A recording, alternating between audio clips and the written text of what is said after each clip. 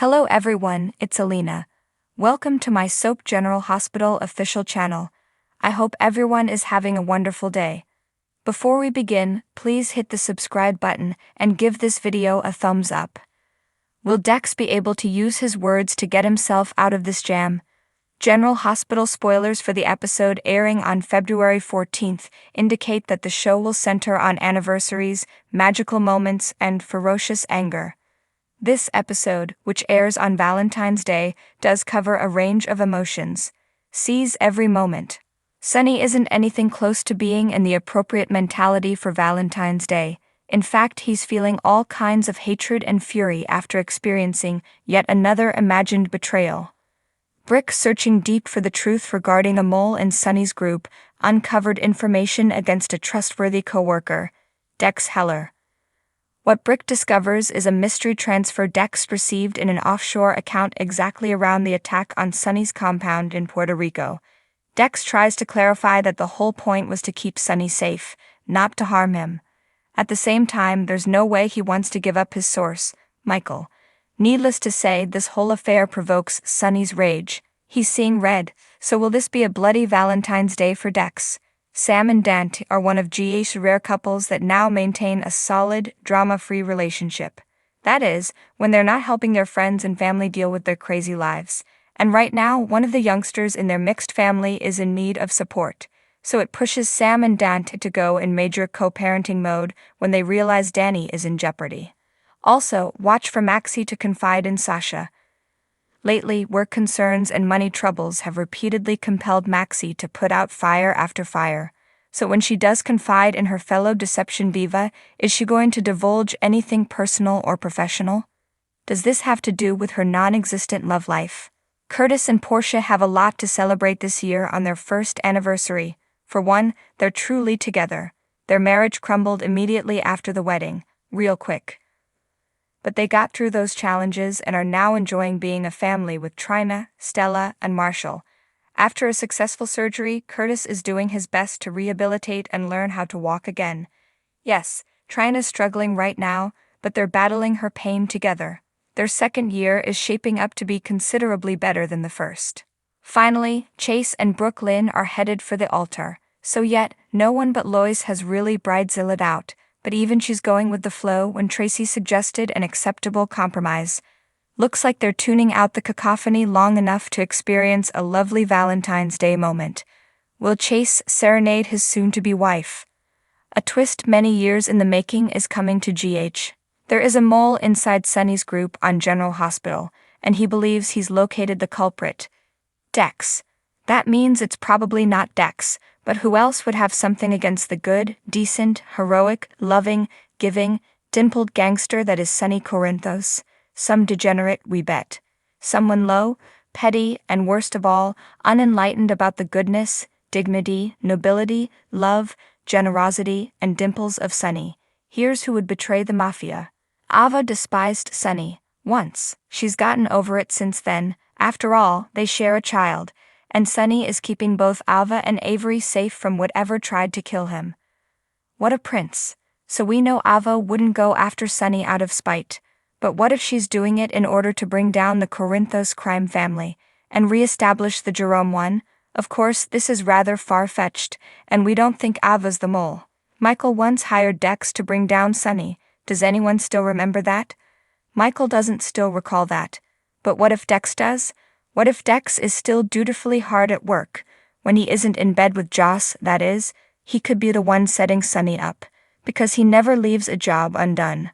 Of course, that would be too obvious, especially since Sonny presently suspects him. But the most probable person to be working against Sonny has got to be Jason. Isn't he dead? Sure, that's what residents in Port Charles believe. But since we all know he's on his way back as we speak, all the pieces match, especially if the guy commanding Jason to turn his back on the man whom Jason loved for decades is Agent John Jagger. Jagger is also back in Port Charles, and he's a Fed.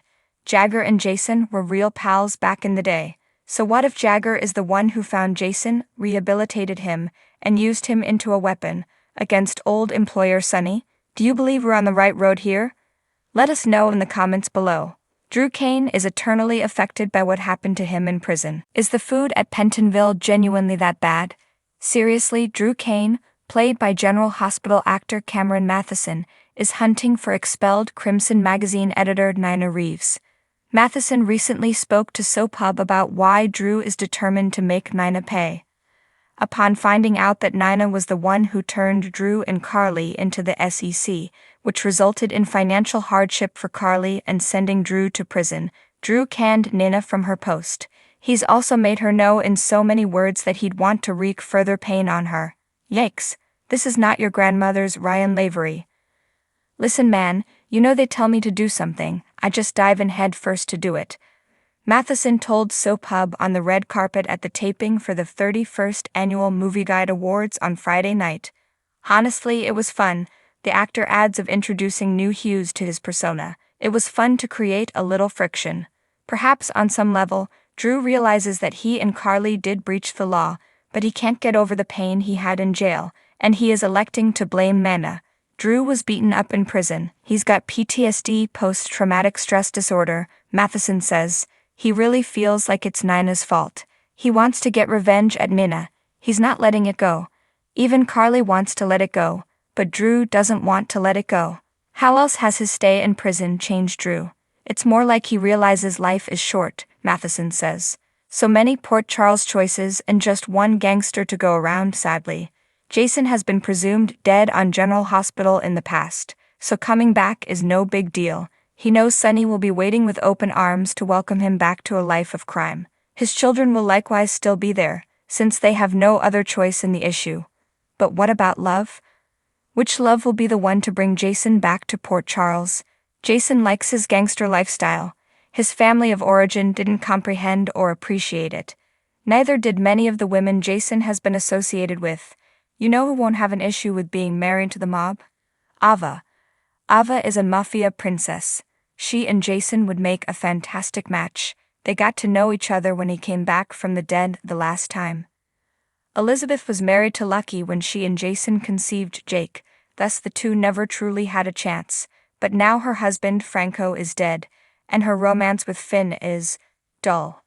Jason's sweetheart Sam is living with Dante, so nothing is stopping Jason and Liz from getting together now. Elizabeth was married to Lucky when she and Jason conceived Jake, thus the two never truly had a chance, but now her husband Franco is dead, and her romance with Finn is dull. Jason's sweetheart Sam is living with Dante, so nothing is stopping Jason and Liz from getting together now. Jason was the first person Carly slept with in Port Charles, and she never completely got over him. The duo ultimately wed when Sonny was assumed dead, but then he came back and oops. But Sonny and Carly ended up parting up, and her bond with his twin Drew is basically a Jason substitute. The minute Jason returns, Carly will make a beeline in his direction. Drew who? But, in the end, Sam is the love of Jason's life. It's not simply because they share a son, Danny. Jason doesn't care for his kids, or doesn't show it in a traditional way. But it also doesn't matter that she's with Dante. These two were meant to be, and they always will be. So what do you guys think about this update? Let me know in the comments below. And if you like my videos, please click like and subscribe for more. I'll see you guys next time.